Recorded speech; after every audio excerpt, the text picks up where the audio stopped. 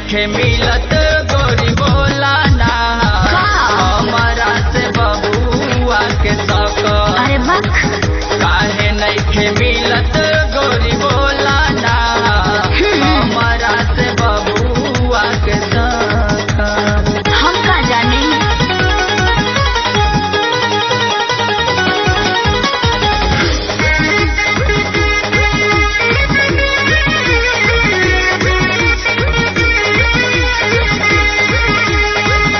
गौआ में होता गोरी देखा जग हसाई हो। जे लगे रहे ओकर परे पर छाई हो। परे पर छाई बात बुझा। गौआ में होता गोरी देखा जग हसाई हो। जे लगे रहे ओकर परे पर छाई हो। बड़ा बड़ी सखी हो सुनली है सखी हो। बड़ा बड़ी सखी हो सुनली है सखी हो। मत करो अपन तू बहकल बहकल अरे बहकल। काहे नइखे मिलत गोरी बोला ना हमरा से बबुआ के शौक। अरे का बताई। काहे नइखे मिलत गोरी बोला ना हमरा से बबुआ के शौक। काहे जीत भइले बड़ा।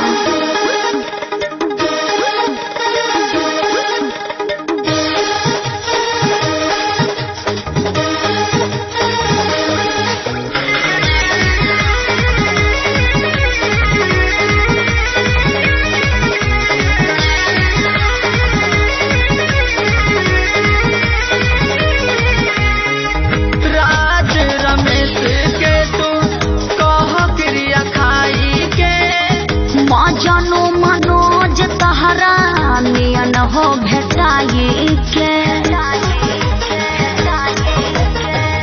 राज रमेश के तू कह क्रिया खाई के। मजनू मनोज तहरा नियन हो भेटाई के।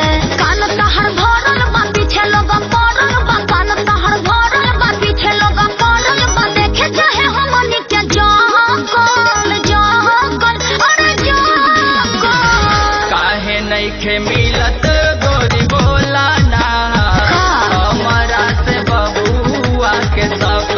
अच्छा काहे नइखे मिलत गोरी बोला ना हमरा से बबुआ के शौक।